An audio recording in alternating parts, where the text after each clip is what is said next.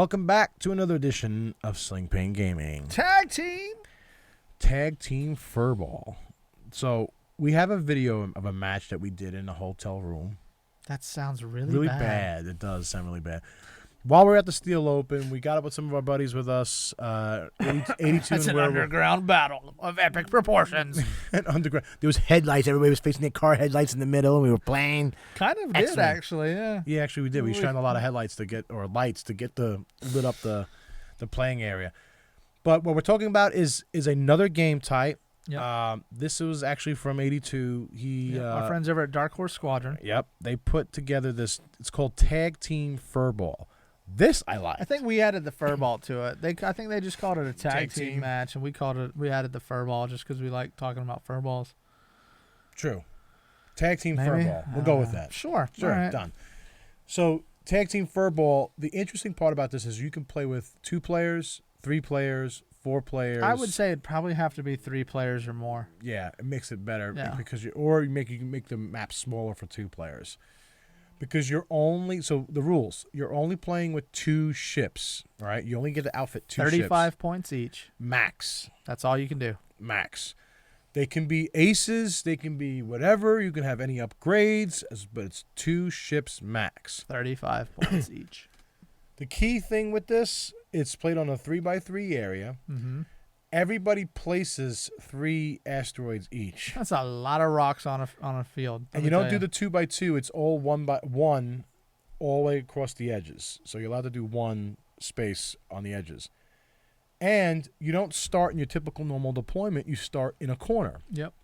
At least 1 ranged ruler away from that corner is how you can either face your ship going that way, this way, whatever way, as long as it's touching a corner, 1 range ruler away. Yep. The cool part about this is it's every man for himself. Yeah. So the object of the game is to destroy all the other ships. Yep. So that's 6 ships that you have to destroy or help other people destroy. Now that's where it got interesting. That's where it got really interesting. Now, the way it's a tag team is in a normal game, when you fly off the board, you're destroyed. In this game, when you fly off the board, you tag your other ship in. Yeah. Okay?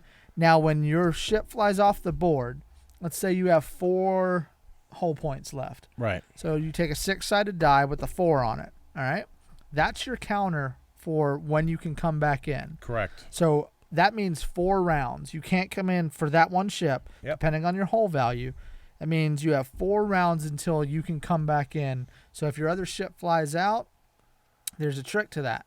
So say that counter is on 4 and it gets down 2 rounds later, and then your second ship either blows up, somebody kills it, or you fly off the board again. For whatever reason. That means you're coming in early. Yep. So you would lose 2 hull points because that's what's left on your countdown, your cooldown timer. So if you had 4 hull, let's say you have 6 hull to begin with. I'm just making argument's sake. Yep. You had 6 hull to begin with, and you lost all your shields. You're down to 6 hull. And you flew off the board, right?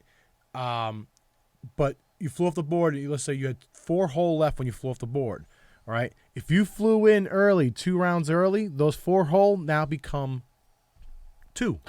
I'm like, I can't grab my fingers looking at the camera at the same time. Now become 2. So there's a penalty. Now, if you recover the hull around, you get your full hull back, but you never go past what you left the board with. Yeah. So you don't get regen. You can't regen. But that's where it also made interesting. And I also like the whole thing of the constant negotiations. Yeah, alliances. You can make alliances. Yes. I won't shoot you this round if you don't shoot me this round. Yeah, so we can go focus on a stronger ship or somebody with regen in his case. What were you running? You were running. I actually ran Cavill, the Y-wing scum pilot with twin laser turret, and I ran the Inquisitor. And I was running, typical Inquisitor build would push the limit and everything. Okay, and I was running Poe Dameron with R5P9, and I think integrated astromech, and then I was running Elo Asti with, I forget what he was running, I forgot, but it was a great combination. I think they were both at 34 points each. And you also, everything else still applies, all the rules, all the different normal rules still apply. But the way we kind of did initiative too was I think we just rolled a 6-sided die or 2 6-sided die, and whoever had the highest got to go first. And then from that point on, the initiative went around clockwise until the attack phase, and then it went by pilot skill. And movement phases was also by pilot skill. That was just I think to set the rocks and stuff was the. No, because we kept going around in a circle. No, I moved my ships first, or he moved his ships first. Yeah. Okay. So yeah, if the regular pilot skill value followed, but that I think was like just setting the rocks who went first and stuff. I think it happened to be that way because of the way our pilot skill values were. Was it? Okay.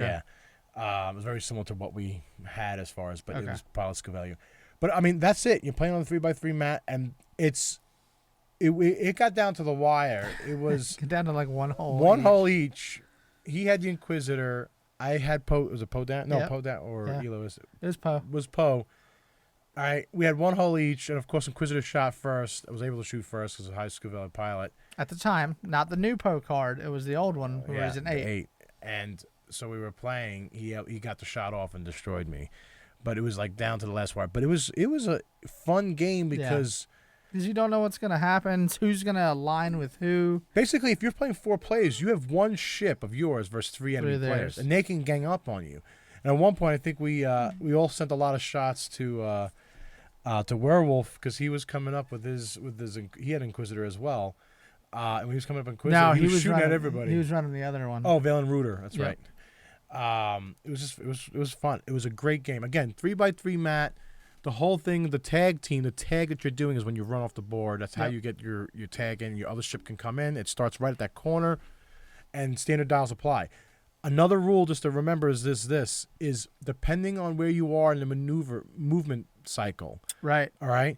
Technically, if you fly a ship, let's say you're a lower skill value pilot of 6, for argument's sake, and you want to fly them right off the board, you fly them off the board. If your pilot, your second pilot, that's coming back in, the tag, right, that's coming in, is like the same or higher. Technically, he get to move again. You set his dial, and you can move again. Same thing depending on the activation. For the attacking part as well, depending on how it is. So it was pretty cool. So you can use some strategy with that as well. All the standard rules apply. All the standard effects apply.